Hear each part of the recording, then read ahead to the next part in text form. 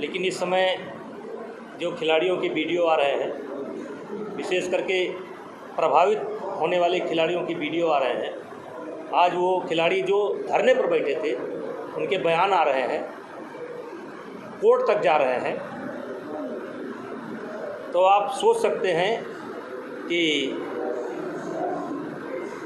इनकी असली पीड़ा क्या थी।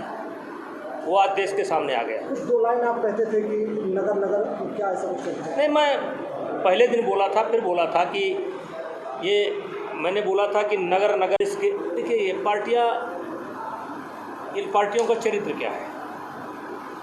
चरित्र पर मतलब मैं किसी के करैक्टर पर सवाल नहीं उठा रहा हूँ।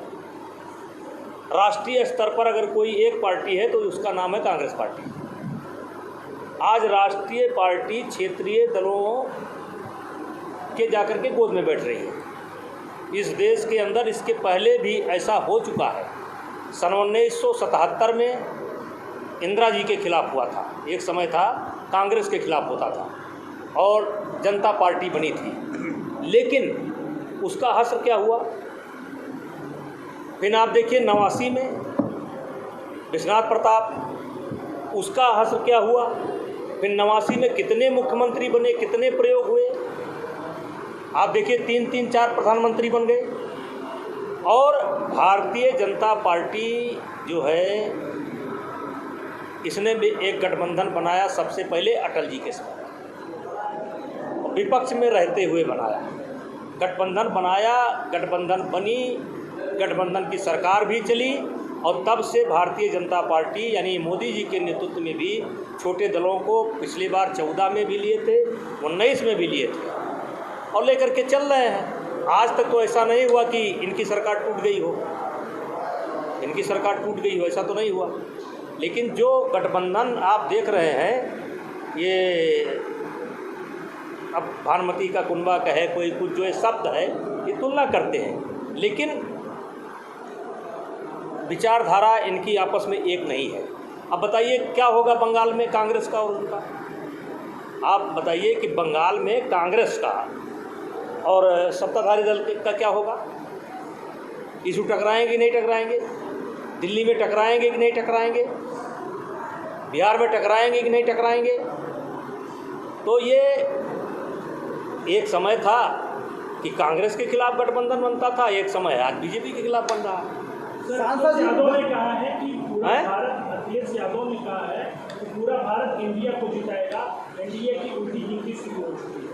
अरे भैया, जब अखिलेश यादव जी उसके मतलब एक प्रमुख दल हैं उस पार्टी के, तो वो क्या कहेंगे? क्या वो कहेंगे कि नहीं इंडिया नहीं जीतेगा? क्या कहेंगे? सर आपको क्या लगता है? नहीं, ठीक है। अरे हमको क्या लगता है, देखिए हमको ये लगता है कि 2019 में भारतीय जनता पार्टी की सरकार बनेगी। और अभी जो आप ये देख रहे हैं, 24 में भारतीय जनता पार्टी की सरकार बनेगी। और अभी ये जो स्वरूप आपको दिखाई पड़ रहा है, इसमें बहुत कुछ जो है पेच फंसा हुआ है। और देखिए आगे आने वाले समय तक क्या होता है। मैं कोई भविष्यवाणी नहीं करता, लेकिन जो इस देश की राजनीति को देख रहा हूँ, थोड़ा थोड़ा देख रहा हूँ, उससे ये कह सकता हूँ कि अभी ये इनका फाइनल नहीं है। और जहाँ तक भारतीय जनता पार्टी की बात है, तो भारतीय जनता पार्टी की सरकार बनेगी। इसका मतलब कि सीमा हैदर भी अब मतदाता बन जाएंगे। वो तो आप लोग जो अनावश्यक ये विषय को चलाए हुए हैं। मैं तो इस विषय को देखता हूँ तो मुझे लगता है मीडिया के पास कोई काम ही नहीं है। जितना कवरेज आप लोग दे रहे हैं, मुझको तो लगता है काम ही नहीं, मीडिया के पास कोई समाचार नहीं है। रिपोर्ट कर देना चाहिए, पाकिस्तान रिपोर्ट कर देना चाहिए। सीमा हैदर को पाकिस्तान रिपोर्ट कर देना। लेकिन समाचार तो नहीं है जितना दिखा रहे हो आप। चलो, ममता बनर्जी की मणिपुर घटना के बाद ममता बनर्जी ने नीति पर कहा कि यहाँ महिलाओं का सम्मान नहीं हो रहा है। मणिपुर घटना के बाद में ममता बनर्जी ने कहा कि बीजेपी में महिलाओं का सम्मान नहीं हो रहा है। घटना तो राजस्थान में भी घटी है, बंगाल में भी घटी है। कितनी हत्याएं हुई हैं चुनाव में, कितनी हत्याएं हुई हैं, कितना खून खराबा हो रहा है। लेकिन जो उनका धर्म है वो निभा रहे हैं। बीजेपी राज्यों में जिस तरह से खुलेआम कानून के उल्लंघन हो रहे हैं, तो ये केंद्र सरकार क्यों नहीं डायरेक्ट हस्तक्षेप करती? मणिपुर में 2 महीने क्यों लग गए पहुंचने में? देखिए, वहाँ की बहुत विषम स्थिति थी, आपको पता होगा कि बहुत विषम परिस्थिति थी एकदम, मतलब कि लोग आमने सामने मारने पर तैयार थे। और ऐसे में केंद्र सरकार जो कर सकती थी, गृह मंत्री जी स्वयं वहाँ 2-2, 3-3 दिन डेरा डाल करके बैठे थे, लेकिन फिर भी चूक हो जाती है। विधानसभा के चुनाव में आपने भारतीय जनता पार्टी की सरकार प्रदेश में बनाने के लिए अथक प्रयास किए।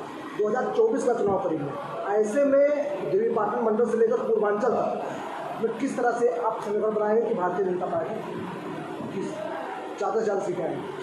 देखिए, मैं इतना जानता हूँ कि पूर्वांचल पहले भी भारतीय जनता पार्टी के साथ था, अब भी भारतीय जनता पार्टी के साथ रहेगा और पूर्वांचल से सीटें बढ़ेंगी। लेकिन वहीं में वरुण गांधी का जो बयान आ रहा है वो पार्टी के साथ में नहीं दिखाई दे रहा है। वरुण गांधी का जो बयान आ रहा है वो पार्टी के साथ में नहीं दिखाई दे रहा। देखिए, भारतीय जनता पार्टी किसी एक व्यक्ति से नहीं चलती है और शायद उन्होंने अपना रास्ता चुन लिया है, शायद वो अपना रास्ता तय कर चुके हैं।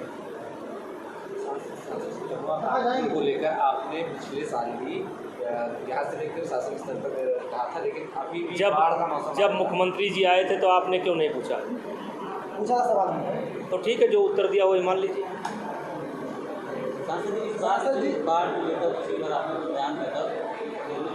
नहीं, ठीक है, जब कोई ऐसी बात आई मैं बोलूँगा, लेकिन जहाँ तक ढेमका घाट के पुल की बात है तो मुख्यमंत्री जी आए होंगे, आए थे, आप गए होंगे, उन्होंने आपने पूछा होगा, उन्होंने उत्तर दिया होगा। अगर ना दिया होगा तो इस बार आएंगे, पूछ लीजिएगा, उत्तर ले लीजिएगा। हमको तो फंसा रहे हो। हम बाढ़ का क्या है, हमको सिंचाई विभाग के वो है मंत्री हैं क्या?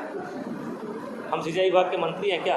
इस तरीके से सांसद जी विपक्ष ने अपने विपक्षी दल का इंडिया नाम रखा है, उसको लेकर के लगातार लोग विरोध जता रहे हैं। कहना है कि इंडिया कोई नाम नहीं दे सकते, उनकी देश का नाम है। अब भैया, उसमें भी एक से एक विद्वान है, सोच करके रखा होगा। अब उस पर तर्क वितर्क करना है, नाम अच्छा नहीं तो सुप्रीम कोर्ट बैठा है, हाई कोर्ट बैठा है, उसमें भूषण सिंह क्या करें? तो वरुण जी कहाँ जा रहे हैं? चलो, गोंडा के जो पत्रकार बंधु हैं, मीडिया के लोग हैं, आपको धन्यवाद देता हूं। और आपको पहले से जानकारी है कि विगत कई वर्षों से हम पूरे मंडल के बच्चों को सम्मानित करते हैं।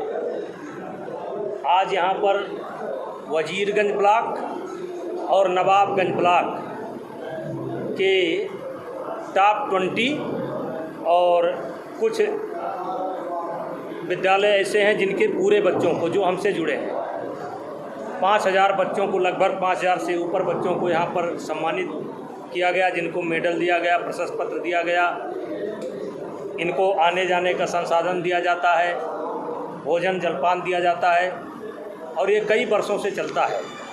और आज ये पहला कार्यक्रम था और ये पूरा चक्र देवीपाटन मंडल का ये जाकर के सितंबर में पूरा होगा। ये प्रत्येक शनिवार को चलता रहेगा और सत्र बंद होने के बाद शनिवार और सोमवार। और आप सब पहले से जानते हैं कि मैं देवीपाटन मंडल के चारों ज़िलों के जो होनहार बच्चे हैं, इसमें इस बार हमने कुछ ऐसे लोगों को भी चुना है कि जैसे आज मुझे अत्यधिक प्रसन्नता है कि मेरा धोबी, मेरा कपड़ा धोने वाले का नाती आज MBBS बना है और उसको मैंने अपने हाथों से गुलाब की माला पहनाई और सम्मानित किया। ऐसे कृषि के क्षेत्र में, पशुपालन के क्षेत्र में या साहित्य के क्षेत्र में, खेल के क्षेत्र में जो लोग या जो बच्चे इस क्षेत्र के हैं उनको मैं सम्मानित करता हूं। आज यही कार्यक्रम था, पहला कार्यक्रम था। नंदी नगर से इसकी शुरुआत हुई है। अगला शनिवार का कार्यक्रम तरफगंज में होगा। ऐसे बढ़ते बढ़ते ये 2-3 महीने का कार्यक्रम होता है जो प्रतिवर्ष होता है। बात आती है सांसद जी, जैसे ज्ञान वापी मस्जिद पर अब एएसआई जो जांच कर रही है, इसको आप किस तरह देख रहे हैं, क्या कहना चाहते हैं? देखिए, कोर्ट का प्रकरण है। अगर कोर्ट ने जांच का विषय उठाया है तो उसके पीछे कोई ना कोई आधार होगा, और इस पर हम बहुत टिप्पणी नहीं करना चाहते हैं। लेकिन न्यायपालिका जब किसी विषय को लेती है तो बहुत सोच समझ करके लेती है, और दोनों पक्ष के वकील थे, अच्छी खासी पैरवी हो रही थी। उसके बाद भी अगर न्यायपालिका ने ये जानना चाहा है कि स्पष्ट स्थिति क्या है, तो उस पर मेरी टिप्पणी उचित नहीं है। इस पर हम कुछ ज़्यादा बोल जिस तरह मणिपुर में जिस तरह जो कांड हुआ है मणिपुर में, और हालांकि मणिपुर में जो कांड हुआ है, हालांकि उस पर सीजीआई का भी बयान आ गया है और प्रधानमंत्री ने भी कहा है, आप इस पूरे मामले को किस तरह देख रहे हैं? क्या ये बहुत दुखद घटना घटी है आज़ाद भारत में, और वो भी भारत के एक प्रांत में ये घटना घटी है, और प्रधानमंत्री जी ने इसको संज्ञान में लिया है, और आपने प्रधानमंत्री जी का वक्तव्य सुना होगा। फिर भी घटना घट चुकी है और घटना निंदनीय है, घटना घट चुकी है। सांसद, जिस तरीके से राजस्थान में कल एक मंत्री ने वहाँ पर जो विधानसभा में कहा कि यहाँ पर लगातार महिलाओं के साथ अत्याचार हो रहा है, शाम को उसको मुख्यमंत्री ने बर्खास्त कर दिया। अब हर विषय में मुझसे क्यों बोलवा रहे अंतिम हैं? बंगाल रोते हुए वीडियो वायरल कर रही है कि अध्यक्ष जी ने अच्छी व्यवस्था बनाई थी और आज इन लोगों को बिना ट्रायल के छूट दी जा रही है। कोर्ट ने भी जवाब मांगा है। देखिए, मैंने भी शुरू में कहा था कि ये पॉलिसी को लेकर के ये संघर्ष चल रहा है। उस समय मेरी बातें शायद सत्य नहीं लग रही हैं, लेकिन इस समय जो खिलाड़ियों के वीडियो आ रहे हैं, विशेष करके प्रभावित होने वाले खिलाड़ियों की वीडियो आ रहे हैं, आज वो खिलाड़ी जो धरने पर बैठे थे उनके बयान आ रहे हैं, कोर्ट तक जा रहे हैं, तो आप सोच सकते हैं कि इनकी असली पीड़ा क्या थी। वो आज देश के सामने आ गया। कुछ दो लाइन आप कहते थे कि नगर क्या ऐसा कुछ कहते थे? नहीं, मैं पहले दिन बोला था, फिर बोला था कि मैंने बोला था कि नगर नगर बदनाम हो गए मेरे आंसू, मैं उनका हो गया कि जिनका कोई पहरेदार नहीं था। पदलोभी आलोचक कैसे करते दर्द पुरस्कृत मेरा, मैंने जो कुछ गाया उसमें करुणा था श्रृंगार नहीं। कहने का मतलब मेरा क्या था, मैं कमज़ोर की तरफ हो गया। ये शायद मेरा स्वभाव भी है, और ये मेरा स्वभाव नहीं है, हमारे देश का भी स्वभाव है। ये हमारे देश का स्वभाव है। आप देख लीजिए, किसी कमज़ोर के साथ अत्याचार होता है, देश खड़ा हो जाता है। तो आज वो चीज़ें स्पष्ट हो रही हैं। बहुत खुल करके मैं नहीं बोल सकता हूँ, लेकिन आज वो चीज़ें जो मैंने पहले शुरू में व्यक्त की थी, आज वो चीज़ें दिखाई पड़ रही हैं और सबको दिखाई पड़ रही हैं।